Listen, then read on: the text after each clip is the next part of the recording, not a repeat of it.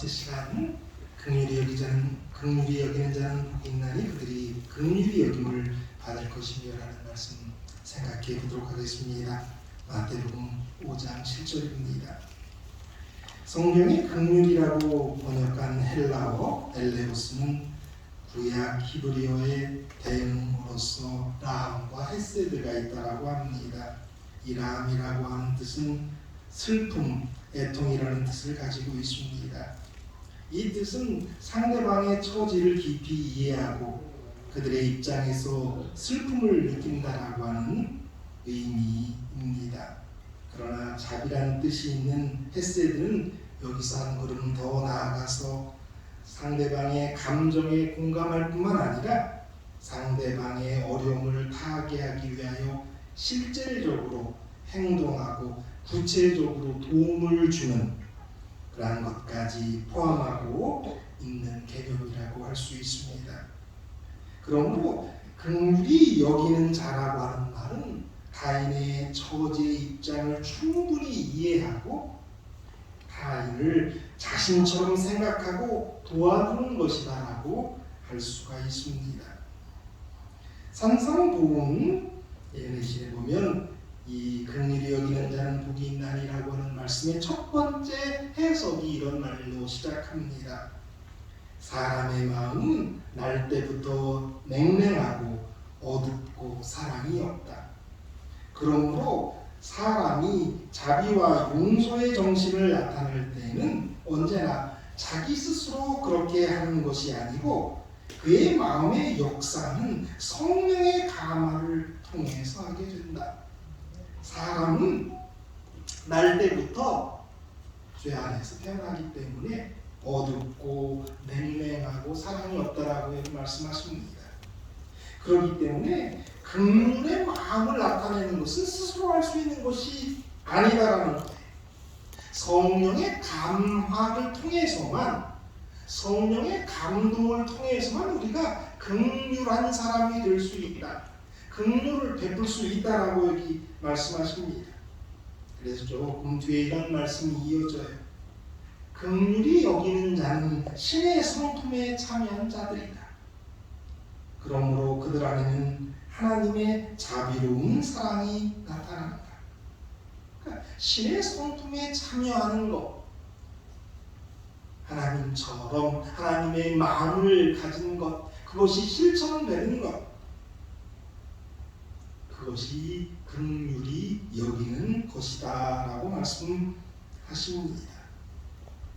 그러니까 우리가 긍휼히 여길 수 있는 사람이 되고 또 우리가 우리 하나님에게서조차 긍휼함을 받기 위해서는 정말 성령의 도우심을 통해서 그 긍휼, 그 하나님의 긍휼이 우리의 것이 될 때에만 가능하다는 것을 우리는 알게 됩니다. 에베소서 2장 4절 5절 이런 말씀이 있어요. 긍휼이 풍성하신 하나님이 우리를 사랑하신 그 큰 사랑을 인하여 허물로 죽은 우리를 그리스도와 함께 살리셨고, 긍휼이 풍성하신 하나님, 우리를 사랑하신 그 큰 사랑을 인해서 우리가 예수 안에서 살게 되고 예수 안에서 구원받을 수 있음을 여기 말씀하고 있습니다. 계속 말씀드리지만 그래서 긍휼이다라고 하는 것은 행동적인 것이고 구체적인 거예요. 그래서 은혜와 긍휼을 이렇게 구분을 이렇게 할 수가 있어요. 은혜는 죄 자체를 용서해 주는 하나님의 값없는 사랑을 은혜라고 얘기할 수 있는데, 긍휼은 죄의 결과가 낳은 고통과 비참함과 절망을 치료하여 주고 새롭게 해주는 그 너머,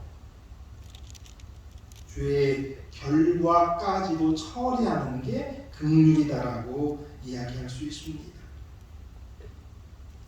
하나님은 긍휼이 어떤 것인지를 이렇게 보여주신 거예요. 예수님을 통해서 보여주신 거예요. 그래서 우리 하나님이 하늘에서 죄 안에 있는 우리를 그저 불쌍히 여기시는 정도가 아니라 그분이 인간이 되셔서 우리를 위해서 고난받으시고 우리를 위해서 죽으신 것, 그래서 그 죄의 문제를 해결해 주신 것 자체가 긍휼이란 말이에요. 그러니까 용서, 사랑이 행동으로 나타났던 것이 긍휼이다라고 이야기할 수 있습니다. 우리가 예수 그리스도의 놀라운 그 은혜, 그 긍휼을 입은 사람들이기 때문에 그 긍휼을 입은 사람은 당연히 긍휼을 보여줘야 함을 우리는 알 수가 있습니다. 예수님께서 이런 말씀을 하셨어요. 마태복음 9장 13절입니다. 너희는 가서 내가 긍휼을 원하고 제사를 원하지 아니하노라 하신 뜻이 무엇인지 배우라. 나는 의인을 부르러 온 것이 아니요 죄인을 부르러 왔노라 하시니라. 예수님은 이 말씀을 호세아 6장 6절에서 인용해 오시면서 말씀하셨습니다. 너희는 가서 내가 긍휼을 원하고 제사를 원하지 아니하노라 하신 뜻이 무엇인지 배워라.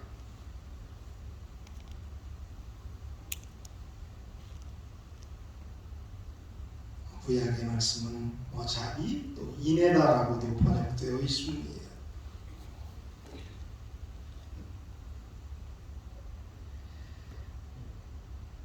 우리 하나님이 우리에게 원하시는 게 뭐다? 긍휼이에요. 예수님이 말씀하시잖아요. 너희는 가서 내가 긍휼을 원하고 제사를 원하지 아니하노라 하신 뜻이 무엇인지를 배우라라고 말씀하세요. 그러니까 우리 하나님은 당신에게 예배 드리는 것, 그것보다, 제사보다 긍휼을 원하신다는, 우리의 삶에서 나타나야 되는 것이 긍휼의 삶이다라고 이렇게 말씀하세요.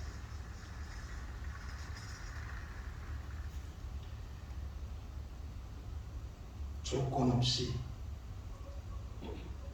하나님이 우리를 사랑하시는 그 근본까지, 그 죄의 결과까지도 용서하시는, 또 책임지시는 그러한 것, 그거를 원하신다라고 여기 말씀하셨어요. 우리는 대개 어떤 이런 긍휼의 삶보다는 예배하는 삶을 더 편하게 여기고 있어요. 그래서 하나님 믿는 것이 이렇게 새벽에 와서 기도하고 예배에 참석하고 제사, 어떤 행동적인 것, 이런 것에 만족할 때가 많아요. 그런데 예수님께서 우리에게 아주 다시 한번 말씀하시는 거예요.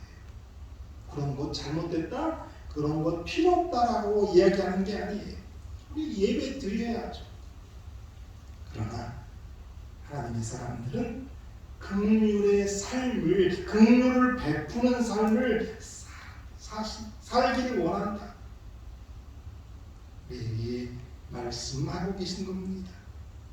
하나님께서 우리를 긍휼히 여기신 것처럼 우리가 우리의 형제들, 심지어 우리의 원수들까지 긍휼히 여기라고 말씀하고 계신 것입니다. 누구에게 우리가 긍휼을 베풀어야 할까요? 산상보험 22페이지에서 23페이지에 보면 이라는 말씀을 하고 계세요. 긍휼히 여기는 자는 불쌍한 자들, 고난 중에 있는 자들, 압박당하는 자들에게 동정을 보이는 사람들이다. 그러니까 누구에게 긍휼히 우리가 누구를 긍휼히 여겨야 하냐면, 우리가 누구에게 긍휼을 베풀어야 하냐면 불쌍한 사람들, 고난 중에 있는 사람들, 압박당하는 자들을 긍휼히 여겨야 된다라고 말씀하세요. 그러면서 또 실질적으로 그들에게 어떻게 긍휼을 베풀어야 되는지 이야기를 계속합니다. 생애 자체가 고통스러운 투쟁이 되는 사람들이 많이 있다. 그들은 늘 부족을 느끼며 괴로워하고 불신을 나타낸다. 자신들에게는 감사할 것이 아무것도 없다고 생각한다. 계속 투쟁하는 고독한 많은 사람들에게 있어서 친절한 말과 동정의 표정과 감사의 표시는 마치 목마른 사람에게 냉수 한 그릇과 같을 것이다. 동정의 말 한마디, 친절한 행동 하나는 피곤한 어깨에 무겁게 지워져 있는 짐을 치워줄 것이다. 따라서 사심 없는 모든 친절한 말과 행동은 잃어버린 인류를 위한 그리스도의 사랑의 표현이다. 실질적으로 아주 따뜻한 말, 감사, 동정, 행동, 무거운 짐을 져주는 것, 치워주는 것, 이런 것들이 우리에게 필요한 것이고, 불쌍한 사람들, 고난 중에 있는 사람들, 압박당하는 사람들에게 보여야 할 우리의 행동이다.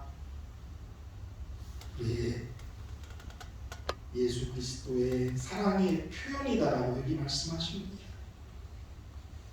오늘 말씀을 이렇게 준비하면서 이렇게 많이 다가오는 말씀이 하나 있어요. 그것은 그 결과에 대한 해석인데요. 그들이 긍휼히 여김을 받을 것이며 라고 하는 말씀인데, 이 말은 본교의 성경의 주석에 보면 이렇게 표현하고 있어요. 긍휼히 여김을 받을 것이며, 이 말은 하나님이나 사람들에게 똑같이 지금이나 심판날 모두에 적용될 것이다. 우리가 긍휼을 베풀면 그 긍휼히 여김을 우리가 받는데, 언제 받냐면, 누구에게 받냐면 하나님이나 사람에게 지금이나 심판날 모두에게 적용된다. 그러니까 우리가 긍휼히 여기면 긍휼히 여김을 받을 것인데, 하나님에게서도 긍휼히 여김을 받고 사람들에게서도 긍휼히 여김을 받을 것인데, 지금도 그럴 것이고 심판의 날에도 이 말씀이 적용될 것이다 라고 설명하고 있어요. 이 산상수훈에서 이 긍휼히 여기는 자들이 받을 복을 설명하면서 사용된 성경 구절이 하나 있어요. 시편 41편 1절로 3절이에요. 잘 들어보세요. 시편 41편 1절로 3절입니다. 가난한 자를 보살피는 자에게 복이 있으며 재앙의 날에 여호와께서 그를 건지시리로다. 여호와께서 그를 지키사 살게 하시리니 그가 이 세상에서 복을 받을 것이라. 주여 그를 그 원수의 뜻에 맡기지 마소서. 여호와께서 그를 병상에서 붙드시고 그가 누워 있을 때마다 그의 병을 고쳐 주시나이다. 이 시편 41편은 다윗이 중병에 걸려 있을 때 쓴 시라고 알려져 있습니다. 이 시는 궁핍한 사람들을 사랑으로 보살피는 사람들에게 내리는 복에 대한 기술로 시작합니다. 계속해서 이전에 친구였던 자들의 배반을 묘사하고 마침내는 회복을 영원한 소망의 기도로 이 시편 41편은 끝이 납니다. 이 자리에는 사실 이렇게 병상에서 놓이기를, 우리 하나님께서 병상에서 이게 고쳐주시기를 원하는 그런 분들이 있습니다. 그런데 이 긍휼히 여기는 자는 복을 받을 것인데, 긍휼히 여김을 받을 것인다라고 하는 이 말씀을 엘렌 G. 화이트는 해석하면서 요 성경절을 이렇게 사용하고 있는데, 저는 이 말씀이 우리에게 적용될 것이다라고 생각을 해요. 우리가 이제 어떤 간증이나 이런 놀라운 이야기들을 듣는 가운데 어떤 이야기들을 듣냐면, 어떤 고부 간의 관계나 어떤 관계에 큰 원수가 있었는데 그 그 사람을 용서했을 때 그 병이 깨끗하게 나았다. 뭐 그런 간증들을 들어보신 적이 있을 거라고 생각합니다. 근데 그러한 놀라운 기적과 같은 이적이 일어나는 그 근거가 이 성경절에서 왔다라고 저는 생각을 해요. 긍휼히 여기는 사람들을 우리 하나님께서 복을 주셔서 재앙의 날에서 그를 고쳐주시고 그를 살게 하시고 병상에서 붙드시고 그가 누워있을 때마다 그의 병을 고쳐주는 그러한 이 놀라운 이적과 같은 일이 긍휼히 여기는 마음이 실천될 때에 생긴 것이다 라고 저는 이번 말씀을 준비하면서 느꼈던 것입니다. 그러니까 긍휼히 여기는 사람은 긍휼히 여김을 받을 거예요. 마지막 심판 때에도 그럴 거예요. 근데 오늘 이 땅에서도 그러한 복을 누릴 텐데 우리가 우리에게 잘못한 사람을 용서할 뿐만 아니라 실질적으로 긍휼히 여길 뿐만 아니라 내가 누군가를 정말 나보다 못한 사람, 나보다 더 아픈 사람, 나보다 더 가난한 사람, 나보다 더 어려운 가운데 있는 사람을 긍휼히 여긴다면 그 긍휼히 여기는 마음이 오늘 실천된다면 나에게도 우리 하나님의 긍휼이 임할 것이다 라고 여기 말씀하고 있는 거예요. 아멘. 이 산상복음 24페이지에 이런 말씀이 있어요. 긍휼히 여기는 자는 가장 어려운 시간에 긍휼히 여기시는 구주의 자비 안에서 피난처를 찾게 되고 영원한 거처로 영접받게 될 것이다.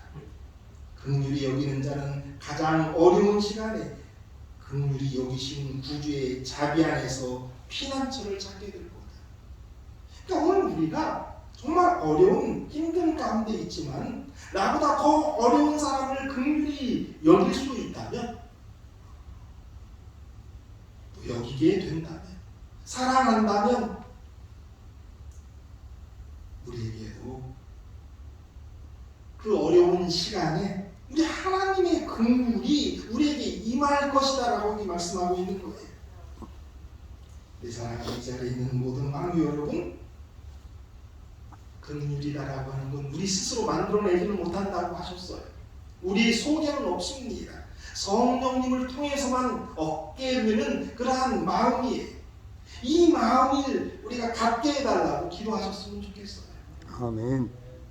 그리고 그래서 정말 우리 주위에 있는 모든 사람들, 나보다 못한 사람들, 내가 용서해줘야 될 사람들을 긍휼히 여기어서서 우리 또한 우리의 그 가장 어려운 순간에 긍휼히 여기시는 우리 하나님의 자비 안에서 피난처를 찾게 되시기를 바랍니다. 그런 기회가 우리에게 있다라고 생각합니다. 아멘. 긍휼은 죄의 결과에 대한 현실적인 치료와 해결책이다라고 하는 말이 있어요. 죄의 결과에 대한 치료와 해결책이 긍휼이란 말이에요. 긍휼히 여기셔서 긍휼히 여김을 받게 되시기를 간절히 바랍니다. 긍휼이라는 것은 그냥 느끼는 것 이상이다라고 제가 계속 반복해서 말씀드립니다. 행동의 원리예요. 그래서 야고보서 2장 13절에는 이렇게 말씀하세요. 긍휼을 행하지 아니하는 자에게는 긍휼 없는 심판이 있으리라. 긍휼은 일단 느끼는 게 아니라 긍휼은 뭐 하는 거다?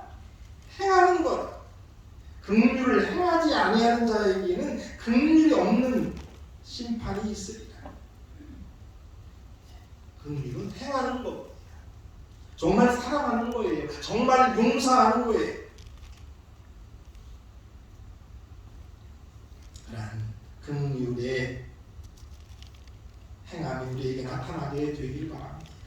그래서 우리의 가장 긍휼히 여김을 받아야 할 그 순간에 하나님과 사람들에게서 긍휼히 여김을 받게 되는 저와 여러분이 되시기를 간절히 바랍니다. 아멘. 여기는 사람은 복이 있습니다. 긍휼히 여김을 받게 될 것입니다. 그와 같은 축복이 저와 여러분에게 있게 되기를 바랍니다. 기도하겠습니다. 하늘에 계신 아버지, 예수님 또 하나님이 우리에게 원하시는 것이 또 하나님의 놀라운 그 은혜가 긍휼 가운데에서 이루어졌음을 오늘 배웠습니다. 아멘. 그런데 이 긍휼은 우리에게 되돌아올 수 있는 것임을 우리에게 오늘 말씀하셨고 약속하셨습니다. 이러한 긍휼이 우리의 것이 되게 하여 주시옵소서. 그래서 우리에게 가장 긍휼이 필요한 그 순간에 하나님의 긍휼을 맛보는 우리 모두가 되게 하여 주시고 하늘에서 영원히 살게 되는 저희들 되게 하여 주시옵소서. 아멘. 행하는 실천하는 그러한 하나님의 사랑 긍휼이 우리의 것이 되게 하여 주시옵기만을 예수님의 이름으로